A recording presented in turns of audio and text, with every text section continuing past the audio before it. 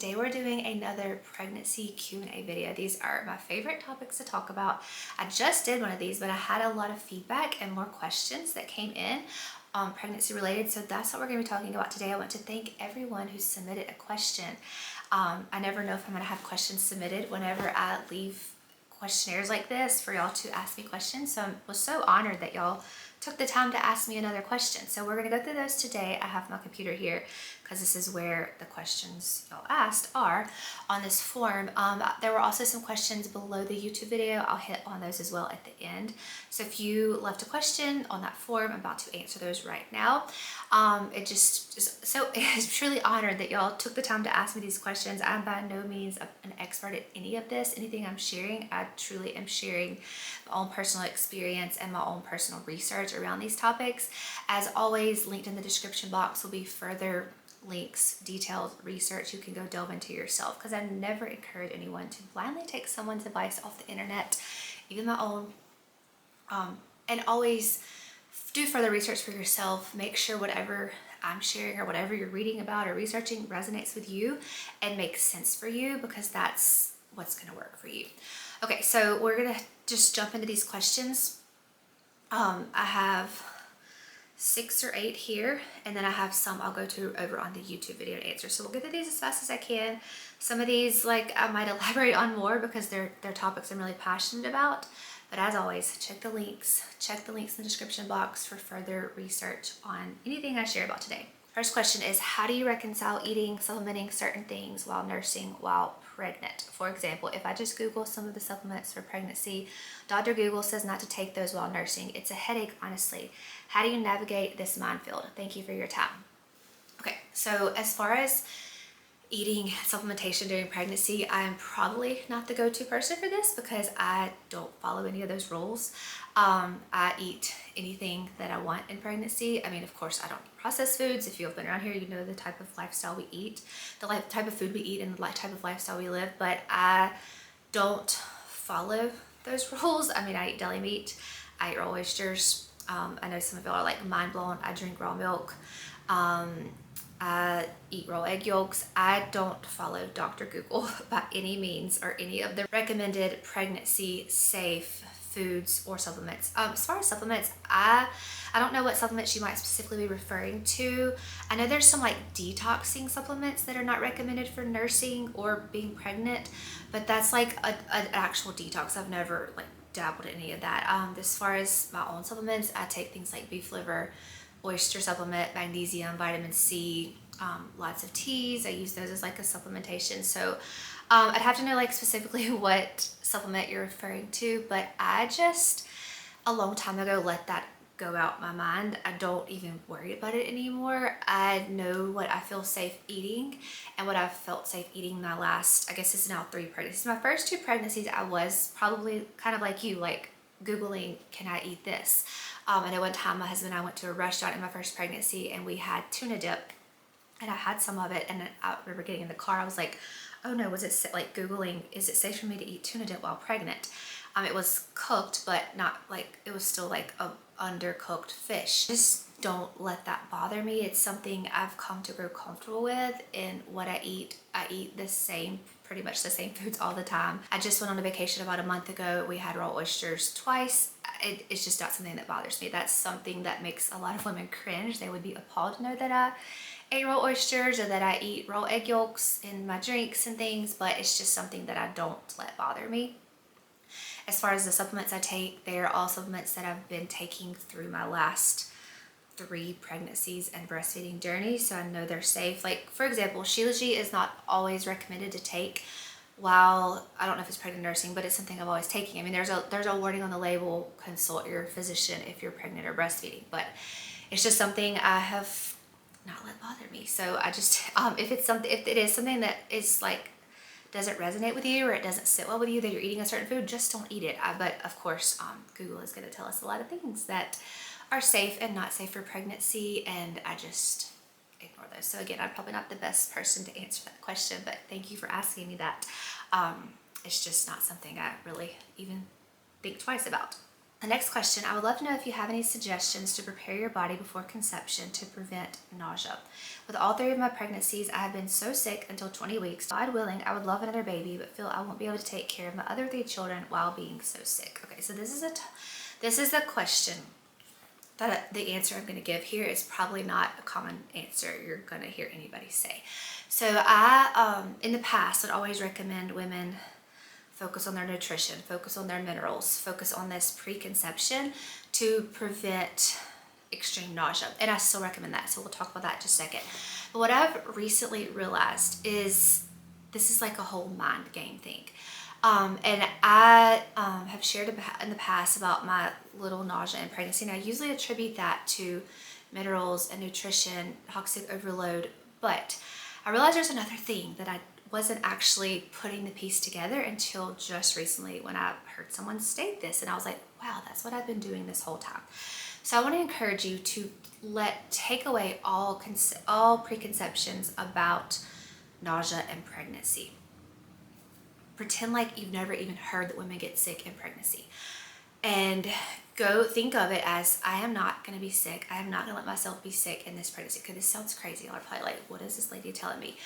But I didn't realize I subconsciously had been doing this through all of my pregnancy. So a little backstory about myself. When I was a child, I hated to throw up. Like, I know no one really likes to throw up, but I hated it. Like, I was scared of it almost. When I was a child and I would get like a stomach virus or stomach bug, I would literally run around their house screaming because I didn't want to throw up. My parents would have to like lay on top of me, hold me down with like a bowl in front of me so I could throw up in.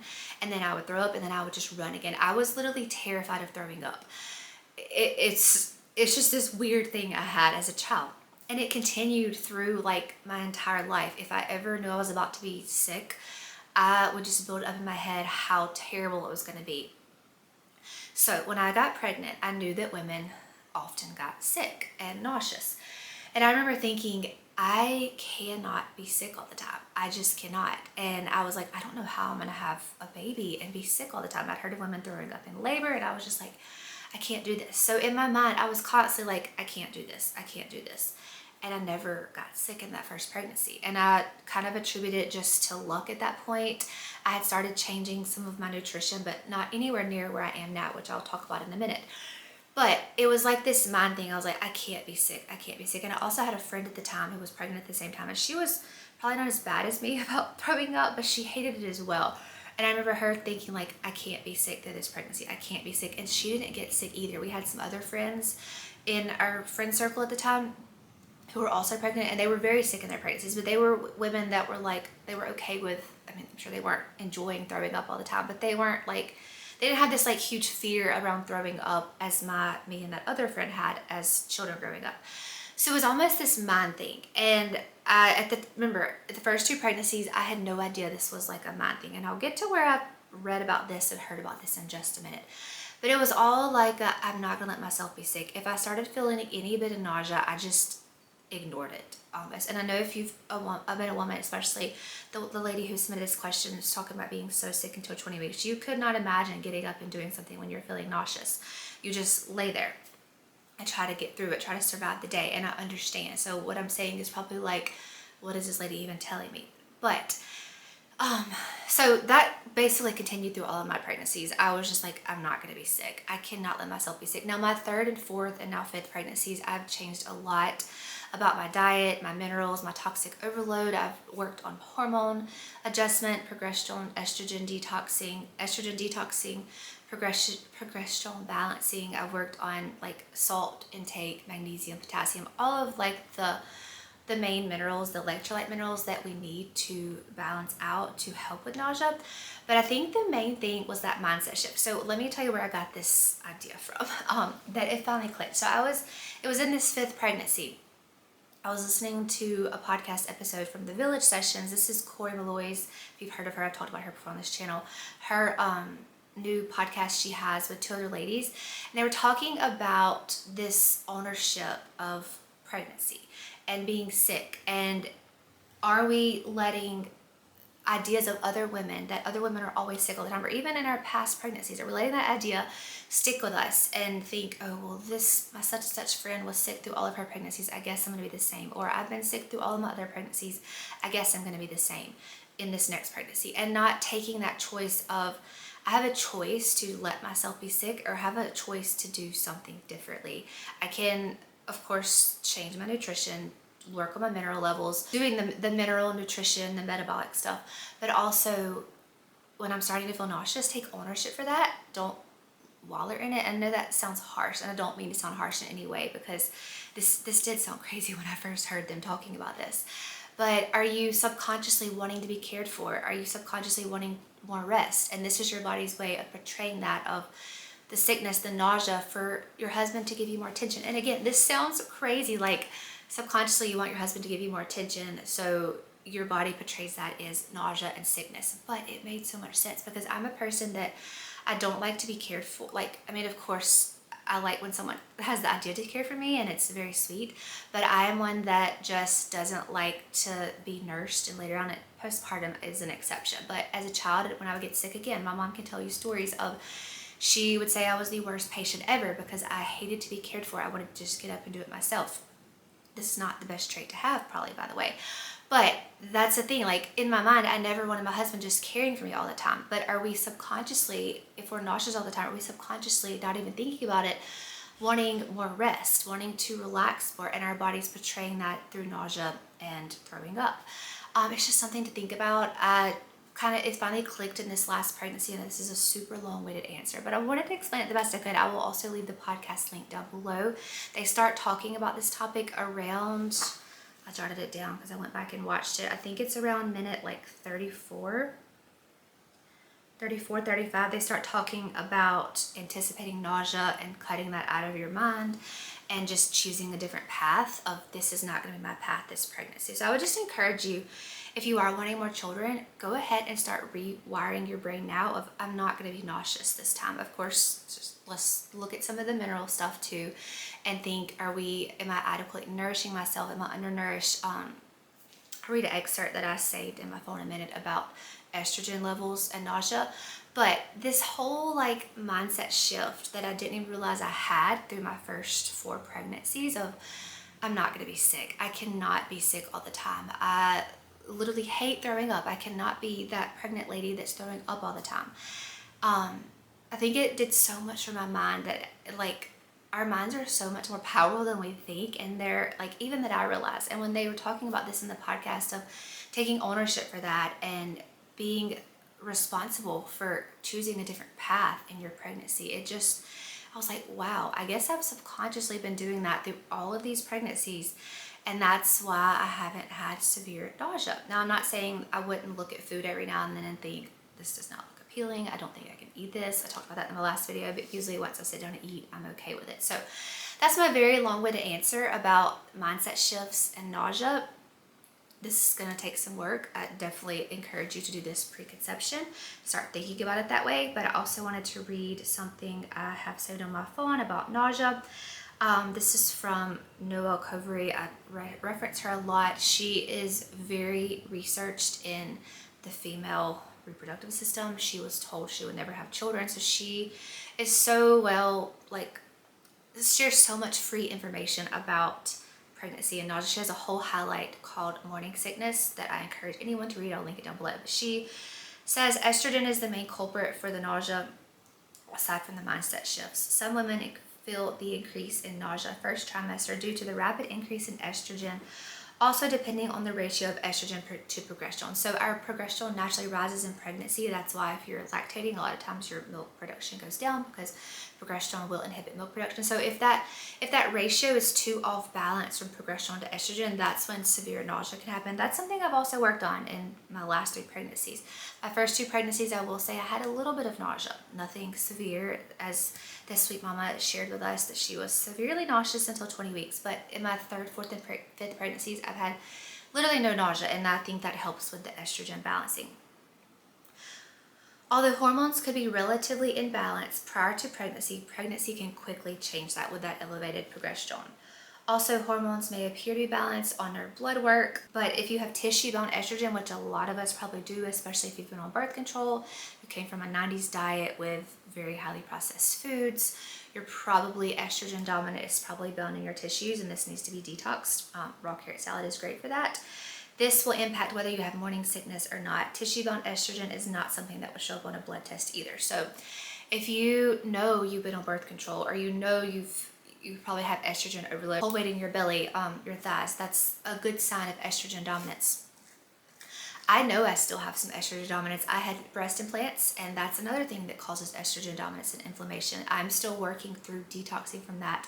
So it's actually somewhat surprising to me that I have not had more severe nausea, because I know I have some estrogen balancing to still work on, especially since I've been healing this last 6-8 months from those implants. But again, back to that mindset, I think that was the key there in the nausea thing. So that was super long-winded answer. I think I talked about that for like 15 minutes, but I really encourage you to listen to that podcast episode. There's about 15 minutes. They're talking about like the mindset of pregnancy and nausea and making it less dramatic. Are we wanting drama in the pregnancy? And that can be our body's way of portraying that is sickness and nausea.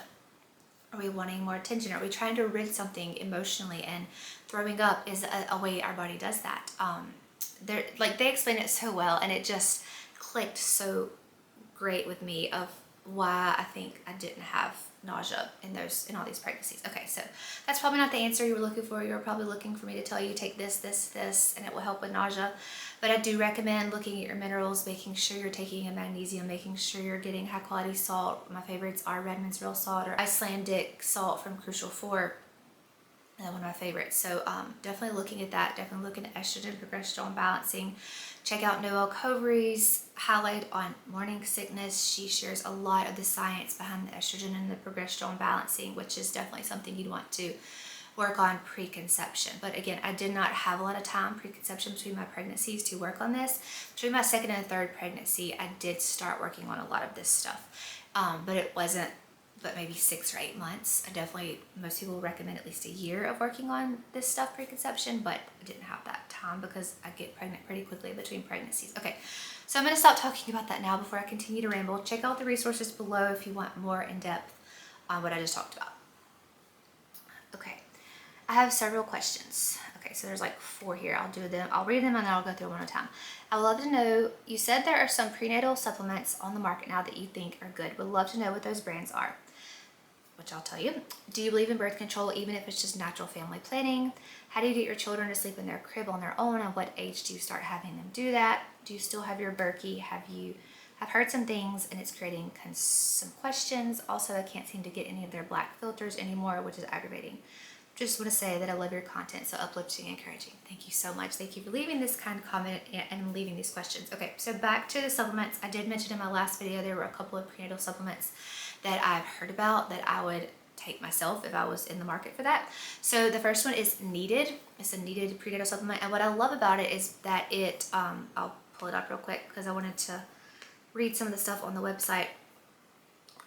Actually heard about this first from Dr. Hallie Schaefer, her podcast. She talks a lot about preconception and preparing your body pre-conception, and this is one she recommended. So I looked into it and I was like, this actually looks like a really good prenatal. So they have a powder and they have a capsule. So if you are having that nausea and you're having a gag reflex, I sometimes even still have a weird gag reflex with pills, capsules. So they have a powder, which I love, for mamas who are having severe nausea. They haven't been able to get it under control yet. But what I really love about it is that it doesn't have iron added. I believe iron is something that is put way too much topic about. I'll leave a podcast episode on this. It's another one of Corey's podcasts, her old podcast. She did it with Marley Robbins, and he talks about, are you really low in iron? Because all prenatals are like overstocked with iron, but they aren't properly balanced with copper. This prenatal does have copper. I don't actually know how much, but it has copper in it. Iron needs to pair with copper. That's why beef liver is such a perfect supplement for pregnancy, because it has both iron and copper in the perfect ratio that God God knew we needed. So if you don't know much about iron and copper, I'll give you a quick synopsis. I would definitely recommend listening to the podcast with Marley Robbins, where he explains the science behind copper and iron. Our body has an iron recycling process, so I don't think we need to keep pumping iron into our bodies. Also, if you grew up on a 90s diet again, everything had fortified iron, so you probably have tissue-bound iron, and that does not show up on like the hemoglobin tests. If you have tissue-bound iron, you could be overloaded in iron and it could show that you're low in iron, but your body is really just storing it and not recycling it properly.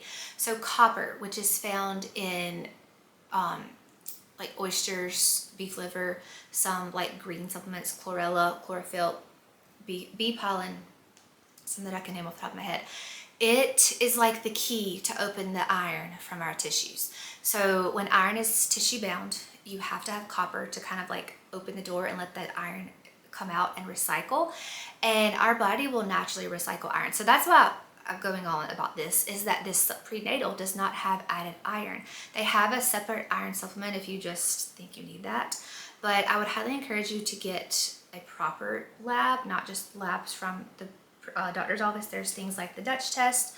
There's something, Marley Robbins' company has a hair test that you can do to properly check your iron levels and copper levels. But none to say, needed is a good one. It doesn't have the added iron. You can take that separately. I prefer to get iron from foods that have the copper ratio balance. That's why I actually have not been taking a prenatal. But if I was looking for one, this would be one I would totally be okay trying. The other one is, I'll link it down below, it's called Needed. The other one that as I was looking up Needed, now Google ads are now popping up other prenatals to me, thinking I'm in the market for a prenatal. Another one that popped up that I really haven't researched much on, but it was called Perelel, P-E-R-E-L-E-L. Now this one I have not fully delved into, but they have like a preconception support, first trimester support, second trimester support, third and fourth, just to like make sure you're getting the needs you need for each trimester. I have not delved into this one that well as far as like the iron copper. Also like that the Needed supplement, that the Needed brand does not have folic acid, which it's been studied that like 70 something % of the population doesn't actually absorb folic acid, and that's what's in most prenatals. I haven't looked that much into the Perelel, so that's something you could research yourself if that's something you're concerned about. I'm trying to quickly. It says it has an anti-nausea plus folate, so definitely just research this one if this is something you're looking for.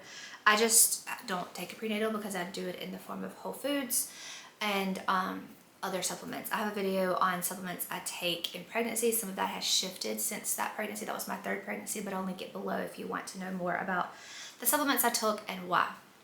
But those are the two, Needed and Perelel. Check out the Perelel because it's not one I've fully researched yet. Next question she asked is, do you believe in birth control, even if it's just natural family planning? So I do not believe in birth control. Personal preference here. I believe that God sends children as a blessing and that it is his plan and design for what number of children we have. I know that's a very controversial topic and something my husband and I have prayed a lot about and talked a lot about, because when we first got married, I've shared that he wanted 2 kids, I wanted 3, and we were going to be done. But our hearts have opened. God has changed our mindset on that a lot. As far as natural family planning, I don't think there's anything wrong with that. We have practiced that a little bit, especially when I was about to have surgery and I needed to not get pregnant because I had to have a surgery. So I think there's definitely cases where natural family planning can be useful, but it's not something we use all the time. Only in a case of like a surgery, or I believe it like if the wife is sick and her body needs to heal from maybe a difficult birth or a difficult breastfeeding journey, or any reason that the husband or the wife needs some time for their bodies to heal. I think that could be spent in prayer, and you could use natural family planning in that way. So that's my own personal opinion. I'm not pushing that onto anyone. This is a conviction my husband and I have on our own about birth control and number of children that we welcome into our home. So yeah, that's my answer there. How do you get your children to sleep in their crib on their own, and what age do you start having them do this? So our children have never slept in a crib, minus our first child, who we tried to sleep train, put him in his crib, walked away, and just expected him to sleep the night we came home from the hospital. It was quite hilarious. And he ended up being up all night long. We were like, I'm not putting Sophie in our bed. So with the crib with our first, we tried it with many sleepless nights.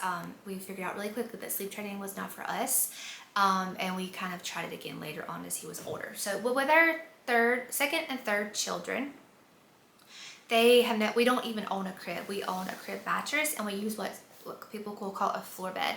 So we used to have this frame where we put the crib mattress in the floor bed. My husband built something kind of similar to what you can look online, like the Montessori floor beds.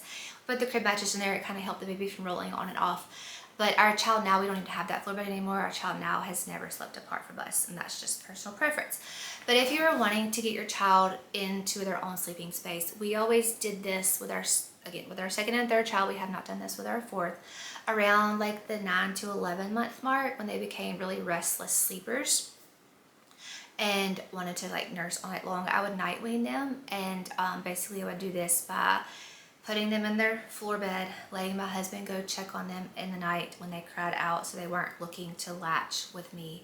It was a hard 2 or 3 nights. I have a video on that, I think, if I still have it on my channel. Some of my videos I've gone back and taken down, but I think that one's still up.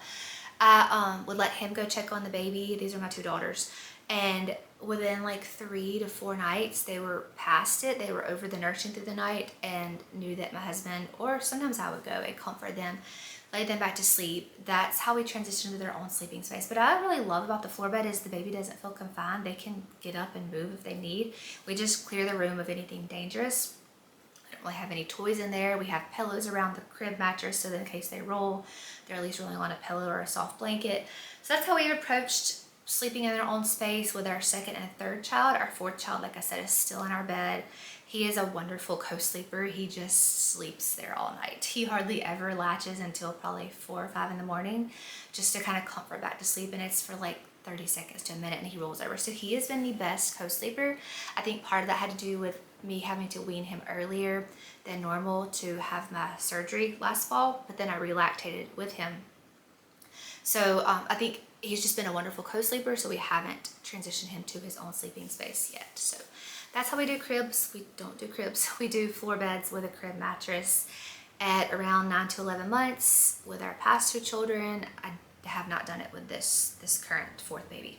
Do you still use your Berkey? Have heard some questioning concerns, can't seem to find the filters. Okay, we do still have our Berkey because it's just what we can afford right now. I can't afford like a under the sink reverse osmosis filtration system, and then you have to remineralize your water, which was totally fine. We would do that, but that's not something in our budget right now. So yes, we still have the Berkey because it's been the most budget friendly for us.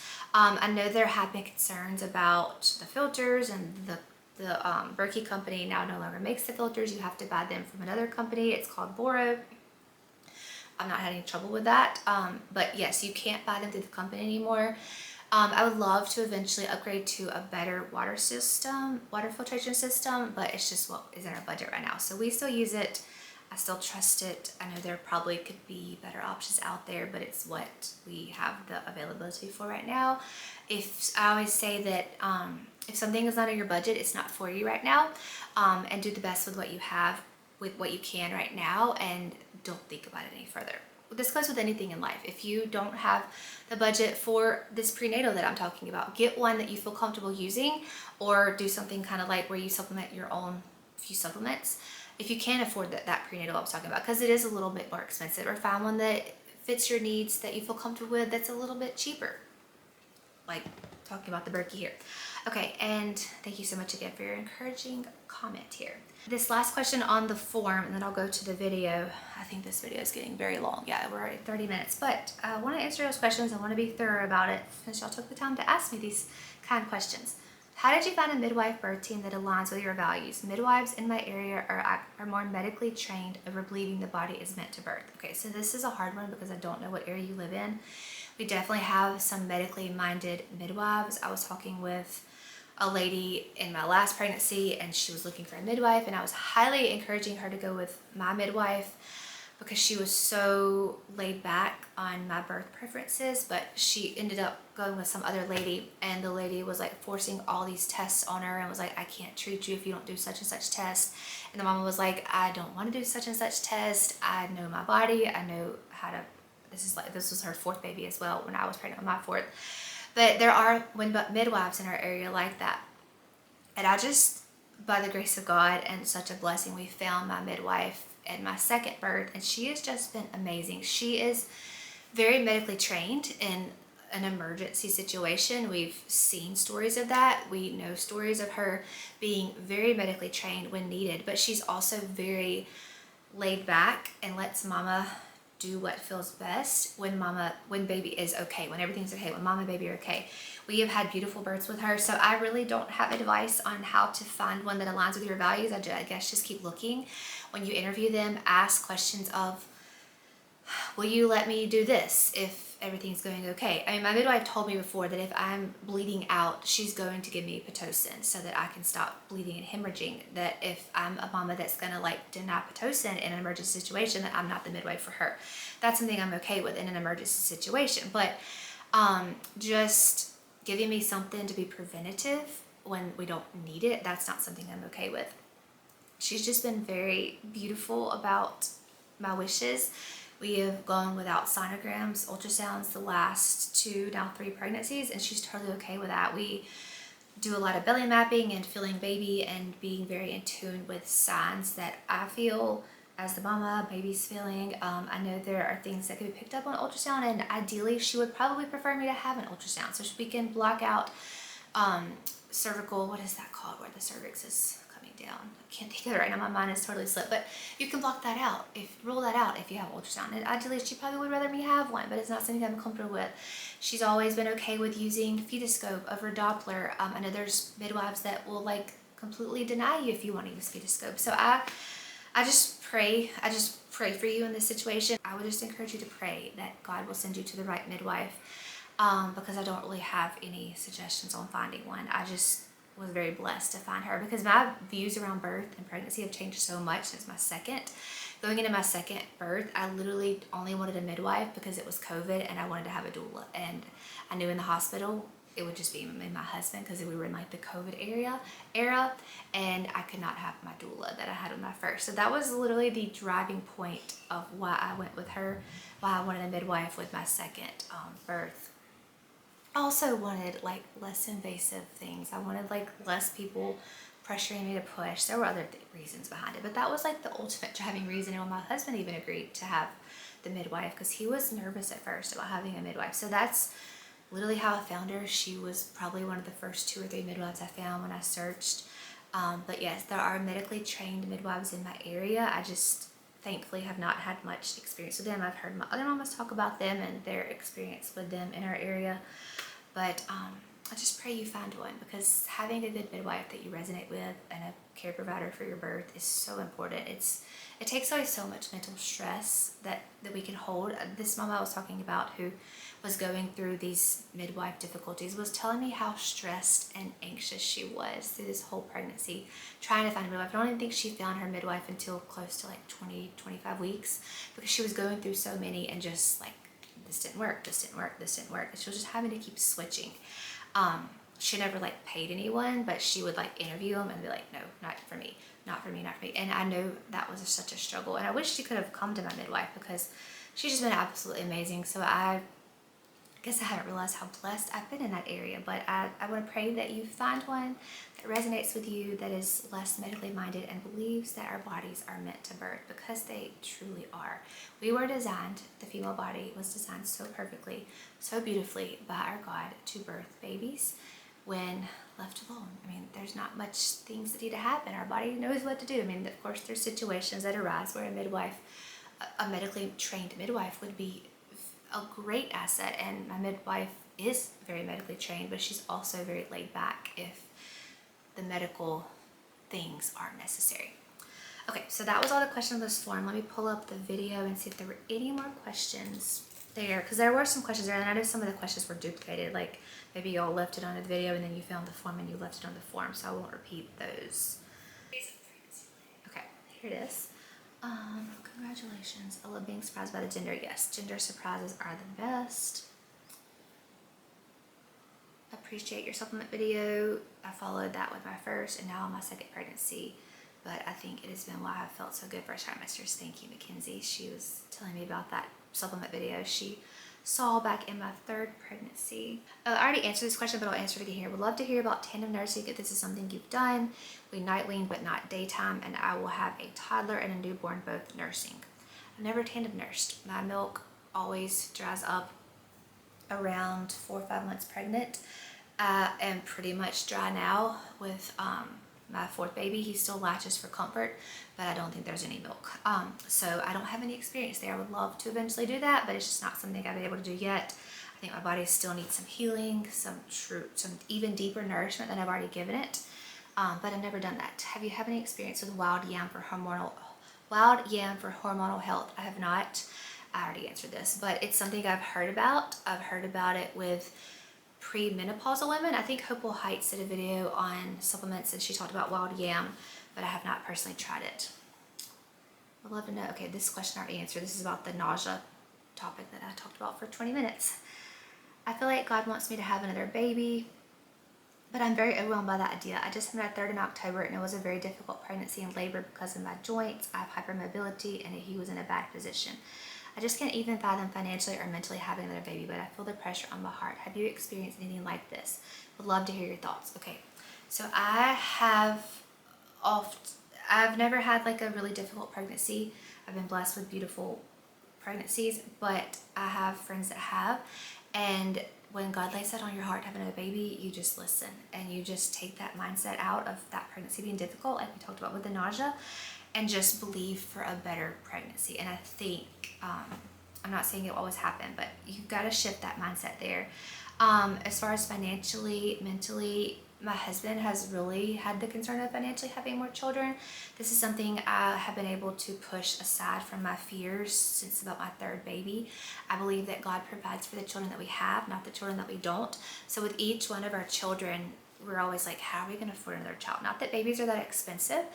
I did a video on children being expensive just a few weeks ago, but they do have to be fed, and feeding our children is probably the most expensive thing we do for them. So, but every time we've had another child, we've either been able to raise more of our own animals to provide meat for our family. We've either had some sort of income shift where we slightly got a little more income, and we were able to provide for that child and not have such worry over it. So this is something that I believe God provides when the timing comes. He brings the capacity for you mentally as the mother. Your heart will grow. Your capacity as a homemaker and a mother will grow as you add a new child to your family. And I just believe that he will always provide. Now, my husband has had more struggles with this than I have. It's something I pray for him about all the time. But just would encourage you to pray, and if God lays it on your heart for another baby, then that's what he's wanting for you. And I just encourage you to trust him in that, and trust for an easier, better labor and pregnancy and labor and birth than your past one, than your third baby. So that's my experience there. So I just have been just so kindly given it to God, and he's taken it and just wrapped peace around that whole topic of more children and financially providing and making sure I'm mentally prepared as a mother. He's just been so gracious in that. Is your midwife certified or unlicensed? We had our first at home and it was a certified midwife. We were torn whether to hire another one again because she as all the other ones were a little too medicalized for our liking.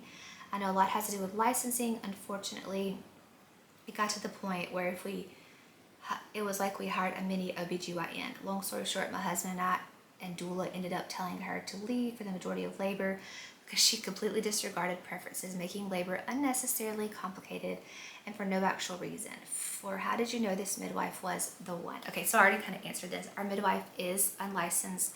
She's not certified. Actually, I don't know. She isn't like controlled. There's a name for it. I have to go look it up. But she does, like, the State Department can come like check on her. Like, I know when we were in COVID, she was required to wear a mask. But I don't think she has like laws. Like, she doesn't have any specific laws. It could be the laws in Mississippi are very laid back. Like, some states won't let a midwife attend a birth after 41 weeks. We don't have that law here.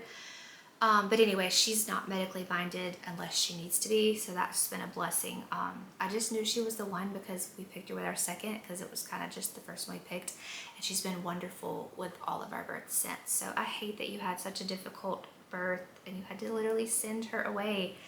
Oh, my heart goes out for you there, because I know that had to be so stressful. But thankfully you had a doula and your husband was on board with that. That's so key in having your husband being supported in birth. And I've been so blessed that mine has been that way and will stand up for me in any instance because he knows my birth preferences. And it's so wonderful that you had a doula as well. So yes, there are a lot of many OBGYNs now that are midwives. And I think that came about even more after COVID when people looked more to home births. I think we had more of a rise of midwives, but a lot of them were just like mini OBs.